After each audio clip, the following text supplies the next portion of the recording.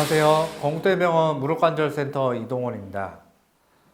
오늘 제가 말씀드릴 주제는 전방 십자인대 수술을 앞둔 분들을 위한 내용입니다. 전방 십자인대 재건술 전에 반드시 알아야 할 내용들 몇 가지를 말씀드리겠습니다. 첫 번째, 전방 십자인대 파열 후에는 절대로 바로 수술하지 말자는 것입니다. 수술 시기는 3에서 4주 이후가 좋습니다. 그 이유에 대해 설명드리겠습니다. 무릎을 다치게 되면, 즉 전방 십자인대 파열이 되면 무릎에서는 척수 쪽으로 2, 3 감각 신호를 보내게 됩니다. 척수에서 이런 신호를 받아들이면 반사적으로 허벅지 앞의 근육인 대퇴사두근을 위축시키고 허벅지 뒤쪽 근육인 햄스트링은 과활성을 시킵니다. 척수 쪽에서는 머리 쪽으로 잘못된 신호 전달을 보내는 것이죠. 그렇게 되면 머리 쪽에서도 또 명령을 내릴 때 대퇴사두근을 위축시키도록 하게 됩니다. 결과적으로 보면 전방 십자인대 파열이 봤을 때 여러 가지 신경 전달의 변화로 인해서 허벅지 앞의 근육은 빠지고 허벅지 뒤의 근육은 과하게 긴장이 되는 상태가 된다 이거죠.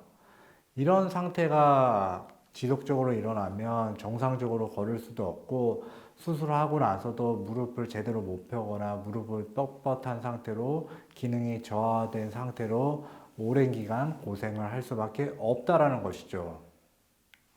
이러한 변화를 관절 기원 근억제라고 설명을 합니다. 관절 기원 근억제, 아스로제닉 머슬 인히비션, 줄여서 AMI라고 말하는데 이것의 기전을 간단하게 정리해 보겠습니다. 손상이라고 하면 외상이나 수술을 말하죠.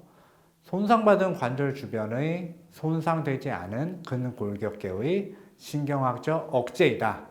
이것은 즉 우리 몸의 방어 기제이다. 전방 십자인대 파열이 됐을 때는 우리 몸에서 반응을 하는 것이죠. 막 움직이면 아프고 더 손상을 받으니까 위축을 시켜야 되는데 대표적인 이런 적용에서 나타나는 결과물이 대퇴사두근의 억제 및 햄스트링 과활성이다. 영상을 보면 무릎 수술하고 나서 무릎 펴는 운동을 하려고 할 때 대퇴사두근이 다 위축이 되어 있고 특히 내측 관근이 위축이 되어 있는 상태에서 힘을 주려고 해도 무릎은 펴지지 않고 무릎은 굽혀진 상태로 부들부들 떨게 됩니다. 이런 것들이 관절기원 근억제 현상이라는 것이죠. 수술 전에 이런 것들을 해결해 놓지 않고 수술을 받게 되면 수술을 하고 나서도 이러한 문제들로 계속 고생을 할 수밖에 없다는 것이고 재활 속도도 느려지고 즉 운동 복귀하는 시점도 굉장히 늦어질 수밖에 없다. 이렇게 강조를 드리는 것입니다. 그래서 전방 십자인대 재건술 전에는 다음 5가지를 반드시 해결해 놓고 가야 합니다. 5가지가 뭐냐? 첫 번째, 통증 및 붓기 해결해야 되겠죠. 두 번째, 무릎 각도 제한 있는 것도 부드럽게 만들어줘야 되겠죠. 세 번째, 근육의 위축 온 거 다시 활성화 시켜 놔야겠죠. 네 번째, 병적으로 걷는 거 이런 것도 해결을 해서 정상 보행 만들어 놔야 되겠죠. 5번째, 심리적으로 불안함. 운동을 과연 할 수 있을까? 운동에서 안정감 있게 할 수 있을까? 이런 두려움 등을 극복을 해줘야 되겠죠. 이런 것들을 해결하는 데는 시간이 걸리는 것이고 저는 한 3에서 4주 정도 시간으로 봅니다. 한 달 정도는 되어야지 이러한 문제점들을 해결할 수 있다는 것이죠. 이러한 문제점들을 해결하면 다음과 같은 4가지 조건을 충족할 수가 있습니다. 첫 번째, 통증 없이 관절 각도 0에서 120도로 극복할 수 있고, 두 번째, 정상적으로 다시 걸을 수가 있는 것이죠. 세 번째, 허벅지 힘주고 무릎을 편 상태로 다리 들어 올리기 연속 20회 이상이 가능해집니다. 네 번째, 심리적 불안이 극복이 되는 것이죠. 우리가 심리적으로 뭔가 위축이 돼 있고 불안한 상태에서 수술을 받게 되면 수술하고 통증도 더 느끼게 되고 재활 속도도 느리게 될 수밖에 없는 것입니다. 한 달 정도 지나서 우리가 가졌던 문제점들을 해결을 했다. 그럼 언제 정도의 수술을 받는 게 좋은 것이냐? 저는 3달 이내라고 말씀드립니다. 특히 바늘 연골판 파열이 동반된 경우에서는 2~3달 이내에 전방십자인대 재건술을 받는 것이 좋겠다라고 말씀을 드리고 있습니다. 그 이유 중 중요한 것이 바늘 연골판은 피가 통하는 조직이 아니기 때문에 오랜 동안 방치가 되면 치유 능력도 떨어지고 봉합을 해도 다시 찢어질 위험성이 높아집니다. 그래서 3달 이내에는 연골판 파열 부위를 봉합을 해서 치유가 잘 될 수 있게 해주어야 된다는 것이죠.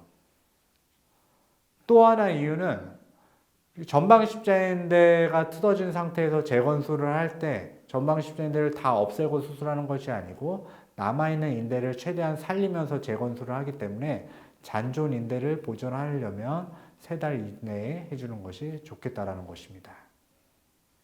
전방십자인대 재건술하고 나서 이것을 꼭 확인해야 되는데 제가 동그라미로 표시해 놨죠. 이것이 무엇인지를 설명드릴게요. 전방십자인대 재건술은 쉬운 수술 아니라고 항상 강조해서 말씀드립니다. 즉 정교함이 필요한 수술인데 왜 그런가 하면 우리가 전방십자인대 재건술은 관절경으로 보면서 하는데 관절경으로 볼 때는 시야가 한정적입니다. 즉 우리가 뼈의 터널을 만들 때 이 터널이 제대로 된 위치에 뚫리는가를 정확하게 알 수는 없다는 것이죠. 즉 우리가 갖고 있는 경험에 의해서 위치를 어느 정도 파악을 해서 만들어 주기 때문에 전방십자인대 재건술하고 나서 터널이 정확한 위치로 뚫렸는지를 반드시 확인을 해야 한다는 것입니다. 그래서 3D CT를 보고 특히 대퇴 터널 위치를 정확하게 평가를 해서 터널 위치가 정확하게 원래의 부착부 위치에 들어와 있는지를 확인을 해야지 어느 정도 결과를 예측할 수 있다는 것이죠.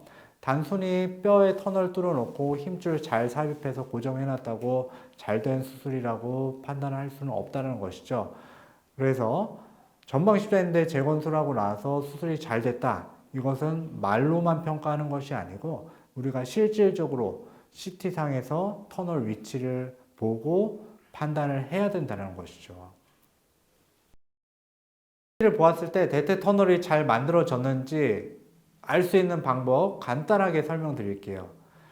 3D CT 단면을 보았을 때 대퇴 터널이 있으면 대퇴 터널 뒷면을 따라서 빨간색 선을 이어 봅니다. 우리가 원하는 위치는 이 빨간색 선 안으로 들어오는 것이거든요.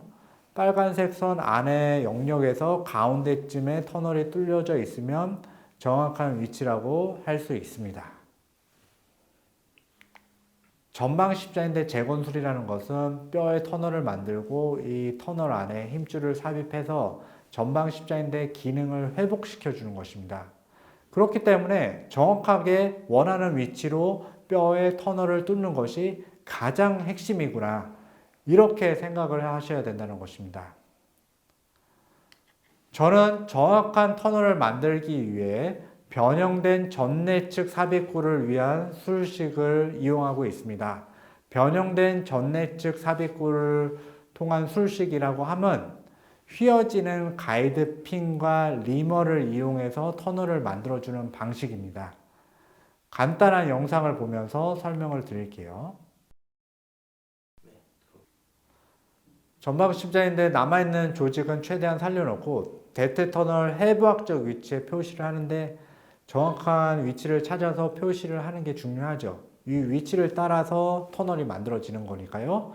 우리가 휘어지는 가이드 핀을 이용해서 터널 만들어질 길을 설정을 해줍니다. 휘어지지 않는 핀으로 사용하면 우리가 원하는 위치로 정확한 방향으로 설정을 할 수 없다는 것이죠. 뒤쪽으로 가면서 뒤쪽 터널이 깨져버리거나 할 수가 있죠. 이 휘어지는 가이드 핀을 잘 삽입했으면 가이드 핀을 따라서 휘어지는 리머를 이용해서 뼈 터널을 넓혀줍니다. 터널을 넓혀야지 이 터널 안에 힘줄이 삽입될 수가 있겠죠. 이런 식으로 정확한 위치에 터널이 만들어진 것을 확인한 후 이 터널 안에 힘줄을 이식해서 고정을 하는 것입니다. 터널 안에 힘줄이 빡빡하게 채워지고 고정이 잘 돼야지 인대 성숙도 잘 일어날 수가 있는 것이죠. 터널에 힘줄을 이식할 때 힘줄은 어떤 것을 사용할까? 이것을 많이 궁금해 하시죠? 이것을 간단하게 정리를 해 드릴게요. 저는 동종건보다 자가건 사용을 선호합니다. 자가건 중에서는 허벅지 앞쪽보다 뒤쪽을 선호합니다. 즉 햄스트링 자가건을 선호하는 것이죠. 그러니까 전방 십자인대 파열이 일어나면 여러 가지 신호와 반응들로 인해서 대퇴사두근은 위축이 되고 햄스트링은 과활성화된다고 말씀드렸었죠. 대퇴사두근 위축은 수술하고 나서도 2년째까지 지속되는 경우도 있습니다. 이렇게 근육이 약해진 상태에서 허벅지 앞에 근육을 또 떼게 되면 약해진 대퇴사두 근육이 더 약해질 수밖에 없다는 것이죠. 대퇴사두근은 우리가 일상생활을 하는 데 있어서 가장 필수적인 근육입니다. 이렇게 약해진 상태의 근육을 또 손상을 일으키면서 채취를 하게 되면 그 기능 저하가 2년 이상까지 갈 수도 있기 때문에 그렇기 때문에 저는 햄스트링 자가건을 사용하는 것입니다. 햄스트링은 크게 세 덩어리가 있는데 그 중에서 반건양건이라는 힘줄을 사용합니다. 반건양건을 떼더라도 안쪽으로는 두꺼운 반막양건, 바깥쪽으로는 이두건이 있기 때문에 기능적 소실은 그렇게 일어나지 않습니다. 반막양건과 이두건이 충분히 보상을 해주기 때문인 것이죠. 그리고 반건양건을 떼도 7, 80%에서는 재생이 돼서 어느 정도 근력도 회복을 시킬 수가 있습니다. 즉 햄스트링 자가건 한 가닥을 채취를 해도 근력 저하나 기능 저하는 거의 없다. 이렇게 정리해서 알고 있으면 될 것 같습니다. 마지막으로 동종건보다 자가건을 사용하는 이유에 대해 설명드리겠습니다. 터널 안에 힘줄을 삽입했을 때 들어간 힘줄이 끝까지 남아서 십자인대처럼 되는 건 아니고 힘줄이 한번 녹으면서 자기 세포들이 들러붙으면서 인대 성숙 기간을 거쳐서 인대처럼 변하는 것이거든요. 이런 것을 자가인대화 과정이라고 하는데 이러한 과정이 1, 2년 정도에 걸쳐서 일어납니다. 그러면 자기 햄스트링 자가건을 사용을 해서 그것을 뼈대로 본인 세포들하고 유합이 돼서 인대를 성숙시키는 게 더 낫느냐, 아니면 세포들을 다 죽여놓은 콜라겐 정도 덩어리의 동종근을 사용해서 그것을 토대로 자기 세포들 차 들어오게 해서 인대를 성숙시키는 게 더 낫느냐. 당연히 햄스트링 자가건을 사용을 해서 인대를 성숙할 수 있게끔 하는 게 더 좋겠죠. 즉 자가인대화 과정이 잘 일어나니까 더 튼튼한 인대로 성숙을 시킬 수 있다는 것이고, 그 말은 즉 재파열을 줄일 수 있다는 것입니다.